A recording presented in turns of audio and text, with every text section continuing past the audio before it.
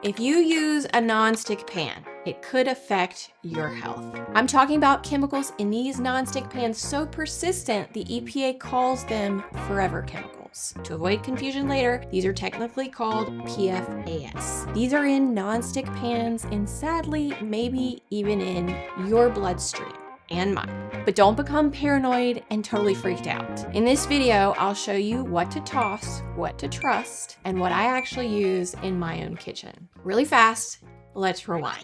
1960s, nonstick cookware took off with coatings like Teflon, but the magic in their nice nonstick surface came from a very nasty chemical called PFOA, which was later linked to serious health concerns like cancer, hormone disruptors, and liver damage. No bueno. The good news, PFOA, which is one of the most concerning of the PFAS, those forever chemicals, was phased out in the US by 2015.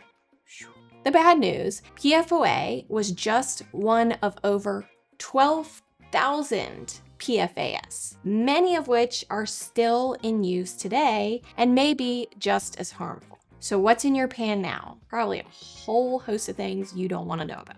Even if your pan says PFOA free, that doesn't mean it's safe. Many nonstick pans still use PTFE, a type of PFAS, like modern Teflon, which when overheated can release toxic fumes and may leach harmful chemicals into your food over time, especially as the coating wears down. And we know the coating always wears down. And even green nonstick pans, like ceramic coated ones, have trade-offs. They're PFAS free, but not that durable. And after a year or two, the coating wears off and then you're left with whatever's underneath, like nano coatings and other undisclosed materials that could leach into your food. Research on the long-term effects of nanoparticles and all of these chemicals is still ongoing. So these pans are best treated gently and replaced when the coating wears down.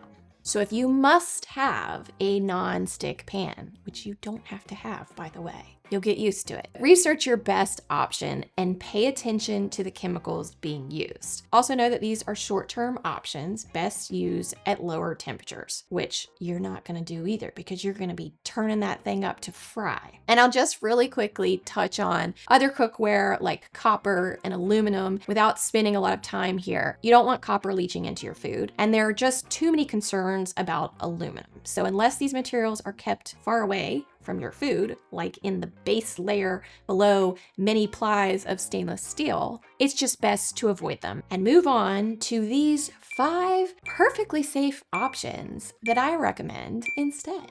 Stainless steel. Stainless steel is great. It's durable, non-reactive, and safe. It's not non-stick, but with proper preheating and oil, you'll get great results. Now, there are some cheap stainless steel options out there that are made with lower quality steel that's more likely to rust and may even be a mix of other metals. So to make this easy for you, look for 304 stainless steel. It's a great high quality, safe option. You may even see 1810 or 18.8, which are both options within the 304 category. Either of these would be fine. The 10 and the 8 just refer to the percentage of nickel in these pans. And the addition of nickel is actually considered a good thing as it increases the durability of your pan. So an 1810 pan would be considered a very high quality, durable pan. And the nickel would take years and years to get anywhere near your food in a high quality pan.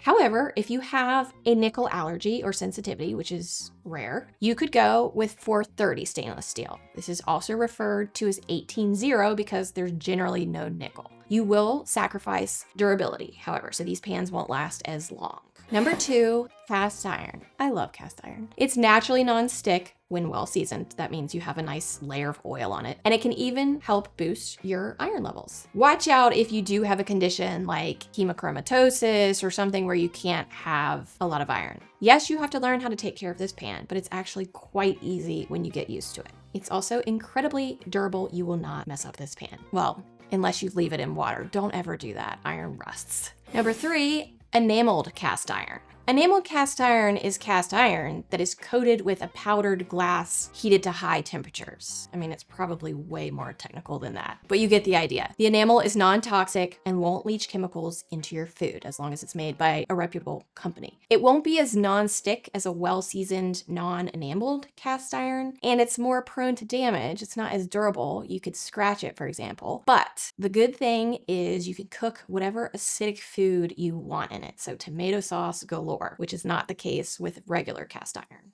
Number 4, glass. This is great for baking and some stovetop use, depending on the product. It's totally non-toxic, but fragile, of course. Number 5, solid ceramic cookware.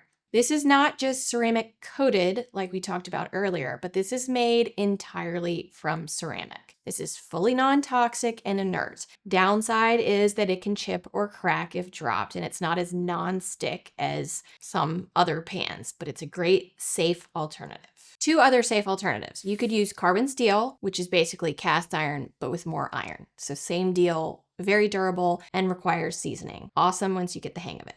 And titanium cookware, which is safe and non-reactive. However, pure titanium cookware is rare and typically more expensive. Be cautious because many so-called titanium cookware products are actually titanium coated or titanium reinforced aluminum. And some may contain nano-titanium, which may raise health concerns due to potential risks of nanoparticles. So let's make our kitchen safer, one pan at a time.